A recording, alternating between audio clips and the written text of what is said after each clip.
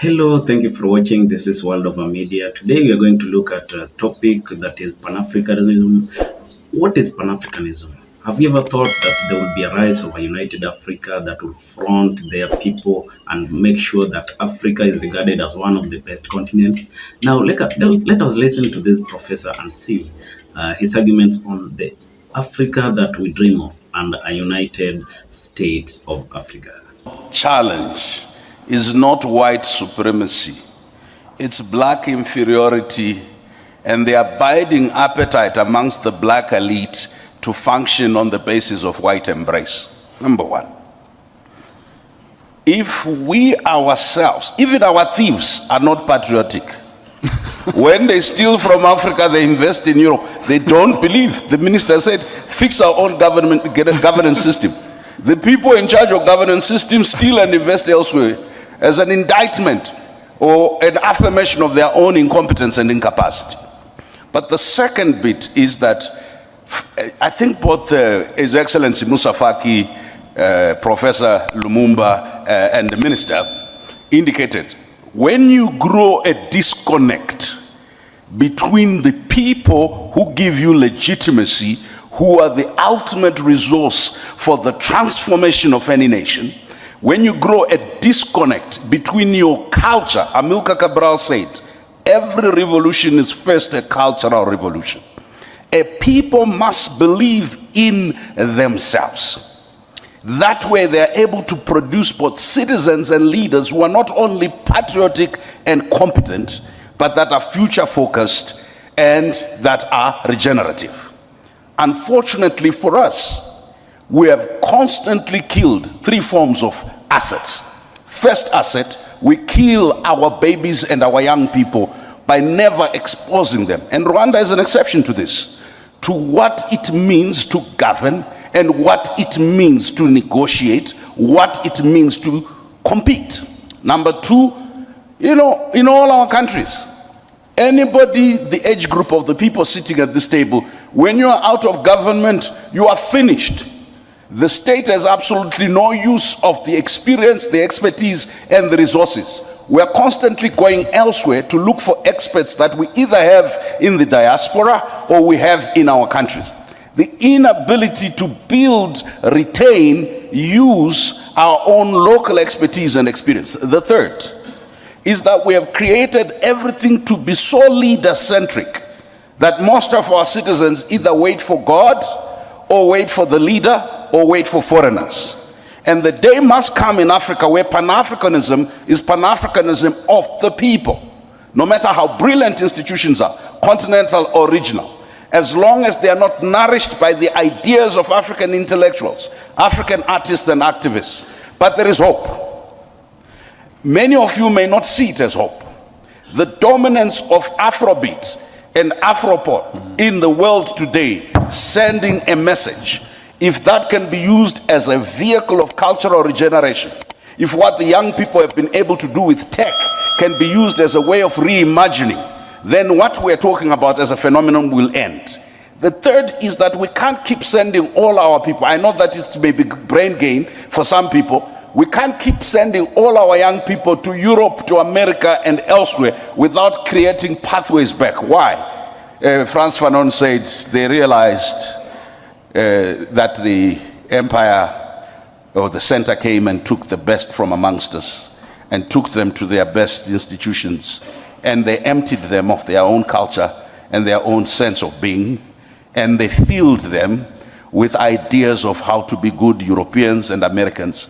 And when they returned, their kith and kin realized that their children had not come back. What had come back were echoes of the empire. You and I, having had the opportunities to serve outside our continent, when we return, we're not trying to establish little Europes, little France, little America. There must be an authentic way. That's why Rwanda's revolution is not only leadership, it is homegrown solutions, not for Rwanda only, but for the whole world, not just for Africa. We cannot assert ourselves culturally, intellectually, spiritually, as long as we are leprous and dependent. We do not, and we have not controlled our mining sector. We do not and we have not controlled our data and statistics. We do not and have not controlled our education. We do not and have not controlled our security, whether it's digital security or it's generic continental security, whether the threats are exogenous or indigenous. We do not and have not controlled our communication channels. This is something that's been realized since the inception of the African Union. And if you think about this, as we talk about unconstitutional changes of government and other things, there are several things that are important as we reflect on foreign interference. State and nation building, how we transitioned to independence, and the Cold War and how it played out, the use of mercenaries, military coups, and capture and retention of power, and etc. In statistical terms, Chairperson, there were 200 coups in Africa between 1965 and 2012. In the 1960s, there was at least one coup every 60 days. In the 1970s, barely 18 years after Ghana's independence, at least 85% of African states had some coup experience or the other. And West Africa accounted for almost 44% of those. I mean the coups between 1958 and 2008. There was a temporary reprieve in the period post-1990. Some academics have suggested it's because Africa had become more democratic. I want to disabuse you of that notion because it's lazy intellectualism. What had changed was that Western interest in a unipolar world, in changing regimes, had dissipated. The West no longer needed to use force. There was no competitor, either ideological or otherwise. What had essentially happened, there was dominance of one set of interests. So as we reflect on unconstitutional change of government, it's not just mere tinkering at the local level, but it's also what explains the ouster of Nkrumah, the assassination of Lumumba, the assassination of Sankara, the assassination of Amilcar Cabral, the assassination of Samora Machel, the ouster of Sékou Touré. What is the fact? That in a unipolar world, the appetite to change had dissipated. As we see greater polarization between the West, the East, and the Middle, we're going to see once again an intensification of interference. Less than 15% of that interference, Chair, will be justified as follows: protecting and promoting human rights or preventing genocide, protecting lives and property of citizens, fighting terrorism, violent extremism, or stopping some form of unproductive ideology. However, what we know, no intervention happens except it is in the interest and the propagation of the political, economic, social, cultural, racial, and other strategic interests of those who have power. But there are direct consequences, and have been for Africa, which are chaos and instability, retarded development, internationalization of conflicts, regional instability, destruction of cultural and other heritage, as we saw in Timbuktu, destruction of state institutions and public services, warlordism and violent extremism, as we've seen in the Horn and in the Sahel, collapse of the formal economy, and debt, poverty and inequality, sexual and gender-based violence, and the pillage of our economies. Now, if we imagine in this framing that these are what we're dealing with, what are those channels of transmission? I want to suggest to you, Chair, that the first transmission of interference is an incompetent, corrupt, and ideologically unclear leadership. The second is a structure in the bureaucracy of government and administration that is beholden to the white gaze or to external gaze. Within the public administration, you harvest intelligence and you harvest division. The third is religion, as you rightly said. Religion, and it's not just Christianity. We have seen the competition for different sects of Islam in the Horn, in the Mediterranean. And it's not just religion, it's NGOs, international and national. Not just those, but churches as well. And I'm talking about these as institutions. But ultimately, Steve Biko described the vector of interference. He says the most potent weapon in the hands of the oppressor is the mind of the oppressed. If you do not control what you educate, if you do not control what you communicate, if you do not control your narrative, you develop what we've seen, a disconnect between the leadership and the citizenry, a disconnect between the old and the young, a disconnect between the analog generation that has power and the virtual generation that is unemployed. A disconnect that is easy to employ. The future of this intervention chair, data and the digital platforms will define the most potent weapon in interference. You do not need to do it physically, it will be done remotely. And lastly, Chair, I want to suggest to you, the second most potent is economic fragility.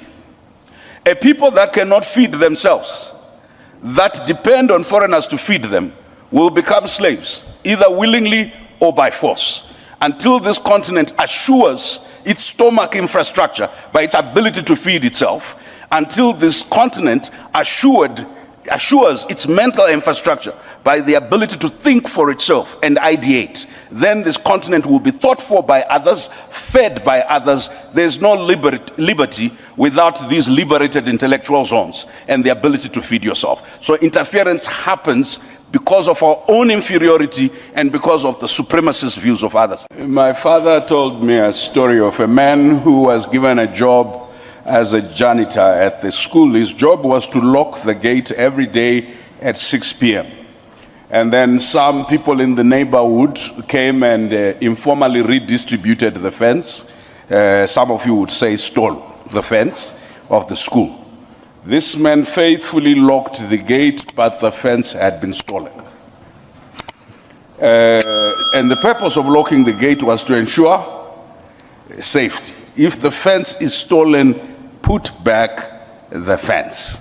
So let me explain what this. A young Zimbabwean businessman called Busisa Moyo characterized the problem of Africa. He said, "We're not broke, we are broken."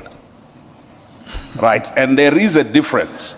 It's a very wealthy continent in terms of its human resource.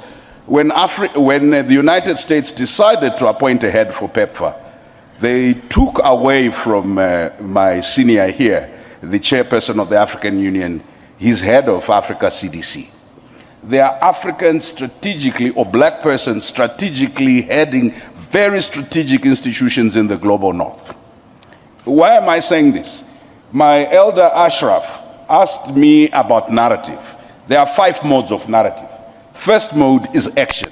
That's what I think the chairperson of the African Union is saying, that people will not believe what we say until they see us act according to our beliefs. Pan-Africanism is not a theory. It's the lived solidarity that made the Ethiopians give Nelson Mandela a passport, that made Senegalese civil servants contribute $1 each every month for the liberation of South Africa, that made Zambia take care of us as Zimbabweans and South Africans as we fought for our liberation, that made Uganda take care of the comrades that now run this country. If Pan-Africanism has no active solidarity action, no active affirmative action, the words are meaningless, because even the devil can quote scripture. The second is dialogic. We have for too long used authority to govern our people and not dialogue. And in this respect, I must commend my colleagues and comrades here in Rwanda, because they are able to hold leadership meetings where citizens talk to leaders. I am hoping the African Union chairperson and the African Union Commission chairperson can actually convene with ECOSOC a conference each year of the citizens, not just NGO, a conference of the citizens drawn from the continent, and talk, because often we only get to talk to our leaders in conferences in the United States and in Europe, and thought. There is no Pan-Africanism without doing what Mishera Mugo said. Create liberated zones of Pan-Africanist thought. When we think, it's our European theorists who are thinking. When we speak, it's our American teachers who are speaking. It is okay to have gone to America to learn. It is okay to have gone to Asia to learn. But what is the influence of African intellectuals and thought on what the African Union does, on what our governments do, on what our civil society does? Number 3, we need to describe oppression. I'm sorry. I hear this a lot when I come to Rwanda. You have to hear me. I'm Rwandese, so you cannot do anything about me. I have immunity here. You people like to say, let's forget, let's not blame anyone. Please stop that nonsense. When the Holocaust happened against the Jews, it was 1940s, 45. Not a single African country other than Ethiopia and those who had not been colonized was free. The first African country got independent 1957. There is not a single Jewish person who will allow you to forget the Holocaust. And in fact, there are crimes, not just in Israel, across the world against denial of the Holocaust.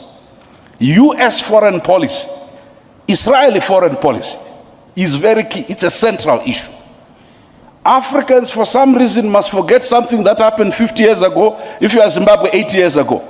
Listen, we must always remind our friends from Europe and elsewhere that slavery was a crime against humanity, as is colonialism and neo-colonialism. That killing Sankara in 1984 because you are opposed to communism and plunging his country into chaos that you are now trying to solve as a problem of poor governance is a shared responsibility. So we will take responsibility for our nakedness, but for goodness sake, a naked emperor cannot lecture us about how to be clothed. And I'll tell you the contradictions. When Europeans first came here, if you come to the south of the continent, ladies did not wear long skirts and they did not cover their top. Then they said, no, that's indecent. So we covered everything, including the head. And then the Europeans have decided to go nude now. Now the dress code in Europe is pre-colonial Africa. And then when our kids try and dress up that way, we say it's an African. We are confused around ownership. So lastly, Chairperson, the taboos. You see, Chairperson, we need to talk about global anti-black racism, the treatment of African migrant laborers in the Middle East, in the Arab world, and in the Asian world, and in Europe, is a matter for the African Union to constantly pronounce itself on. And I'm glad, Chairperson, you issued a statement on George Floyd, but I'm waiting for the African Union resolution from last January on reparations. There was a formal policy of the United States government in 2015 for reparations by companies behind the Holocaust. There needs to be, the conversation on reparations is not to be settled by African political elites, right? Today, Zimbabwe is paying back white commercial farmers reparations. But when you talk about any reparations, it's like the black body is not worth repair. What we must do is endure, be resilient, go forward, don't look back, trudge on. But today, with the scramble for Africa that PLO was talking about, they will interfere here, whether we put in place the right policies or we put in place the good governance. Why? They need the lithium. And if your right policy is not consistent with their green energy transition that they control, they will take you out and they will cause instability. We cannot do it as single countries. We are not uniting because it's the good thing to do. We are not uniting because it's the principled thing to do. If we don't unite, we will perish. If each one of our small countries, as economically unviable as we are, rush in order to prove distinctiveness, I'll tell you what will happen. We will be so fragmented intellectually, politically. Our institutions will have no meaning. Let me end with something more positive. I think Pan-Africanism flavor is alive today. You adults, you only listen when you have had a few glasses of wine to Afrobeat. And of course, you don't like this thing. They're always singing about body parts and so on and so forth. I want to suggest to you, one of the most revolutionary things that the African Union, under the leadership of the chairperson here, has done is to talk about arts, culture, and heritage, not as entertainment, not as add-on, but as part of imagining the future economy, is to talk about the digital, not as part of little things you do, but as part of building the economy. All that's left now is how do we defend African art, culture, and heritage, not only in Africa, but globally? How do we make sure it is the mainstream of AFCFTA along with all the other big things we do? And how do we, in the digital economy, make sure we are not consumers of products that are produced elsewhere and not part of the production chain? Okay. If we do that, our Pan-Africanism is economic, our Pan-Africanism is cultural, our Pan-Africanism is intellectual, our Pan-Africanism is also spiritual. Just remember what Chinua Achebe said. We are not the children of Africa. We are the parents of Africa, because the Africa that we want is yet to be born. And we are the ones that history has charged with the responsibility to give birth to the Africa we want. So whatever we are frustrated with respect to the African Union, our responsibility is how do we make the normative frameworks and the institutions work, but how do we build the repository of expertise so that the African Union at any given time has access to the best brains, the best technical expertise in any field on the continent. The intervention in Iraq was couched in very benign terms. The intervention in Libya was couched in benign terms. I could give you 100 interventions where the justification, objectively speaking, was on the basis that there was evidence either of genocide or evidence. I'm sitting in Rwanda. The international community stood by as the genocide against the Tutsi happened. Yet in the same year, they were intervening in West Africa.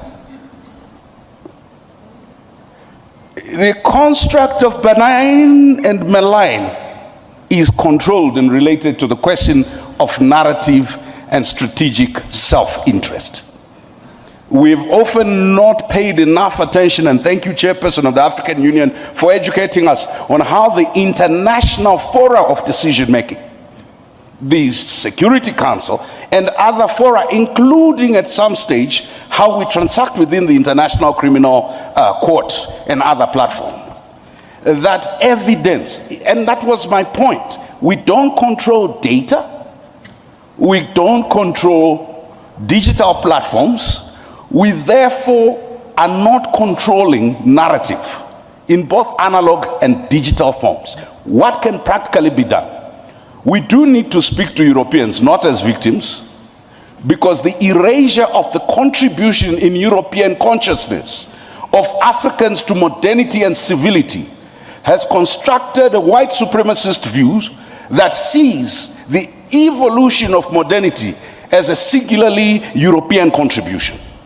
And it is only now that our young researchers are beginning to excavate the contributions of black people, of Africans, towards inventions. Because until now, the province of economy was not the province of black people. In my country, in Zimbabwe, when land was taken, a British court gave a judgment that said, the question before them and who owned the land, they said, one thing is certain, it cannot be the native because the native has no sense of ownership. It was on that basis that land was taken. Number two, on the question of economics, even we pejoratively only talk about our people as informal law, informal economy, yet the informal economy is formal. That's how India developed through its cottage industry. We have a psychotic addiction to colonial definitions of what, and that's why Professor Ashraf is correct. It's not just a narrative about our contribution historically, it's a narrative about our contribution now.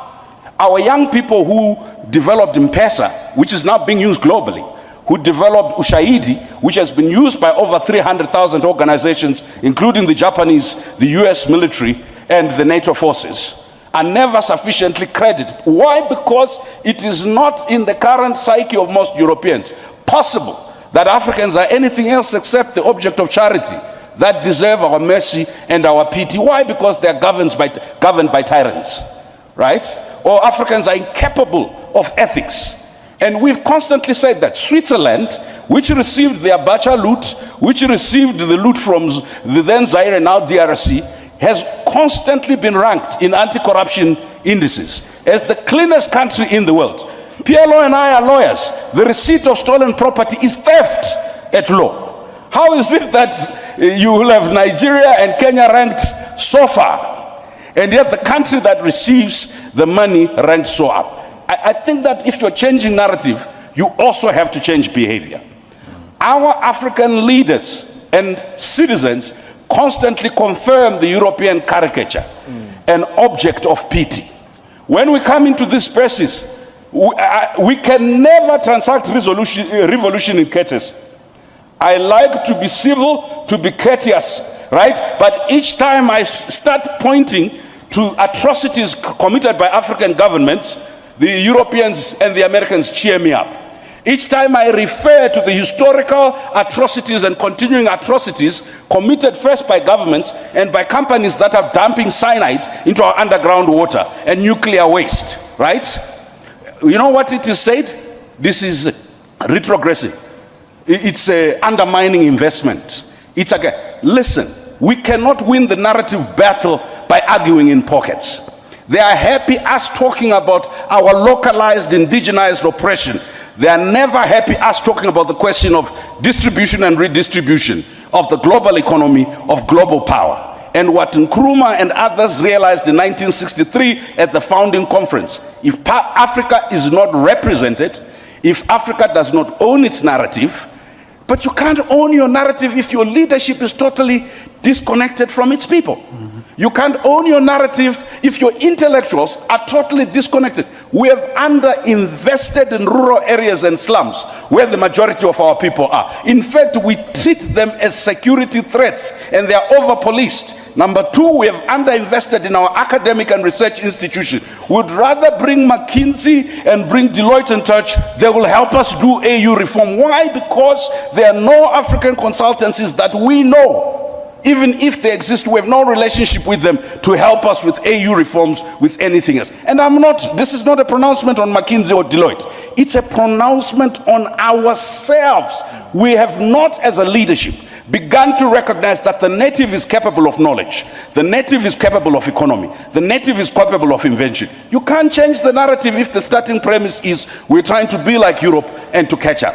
We can't change the narrative when we're constantly trying to learn from others without understanding. And I'll end with that. What William Tunga said, the former Chief Justice of Kenya. He says, let's not engage in this romanticist view that there can only be one way to learn. We first must indigenize knowledge. That's what I say. Learn from our culture and traditions. Number two, we must diversify who we learn from. We can not only learn from the West. We need to learn from everybody who has something to teach. Number three, we must domesticate what we learn. If we're going to learn anything, let's domesticate. I think the chairperson and the minister said it's consciousness. Narrative is first and foremost by realizing self-worth, self-belief, and looking inward, so that when you look outward, it is to supplement not a vacuous state of nothingness and inferiority, but it is to supplement a very stable, solid foundation where your culture, where your values, where your value for people is important. Thank you. Wow. Now, from the conversation, I can confidently say that there's a crop of leaders rising in Africa and people who can stand for what they mean. Now, the professor is trying to bring a very, very touchy issue on economy. How do we build our economy? For instance, we have Afrobeats which are enjoyed across the globe. But what economical value are they bringing to Africa? And the issue of brain drain. Africa has the potential and the best brains in the world. But what happens when someone is so brave to help his continent grow? There's an issue of brain drain that needs to be addressed. Africa is awake, and from this kind of argument, and also from other Pan-Africanists who are rising, we see another shift in leadership in Africa. Now, the problem that is highlighted in this conversation is that our leaders are not also taking seriously the issue of economic value and growth together as Africans. What they do is amassing wealth that can help them or make them to be praised as the big men of the society, which is very wrong. So as we go forward, I think that Africa is awakened, Africa is rising, and we are going to have a very, very great continent where the value of products exported is the same value that it should have. Not that we are pushed or being infringed on even the trade we do globally. Now, secondly, I want to say that on matters climate, Africa has a good climate and people can venture into agriculture.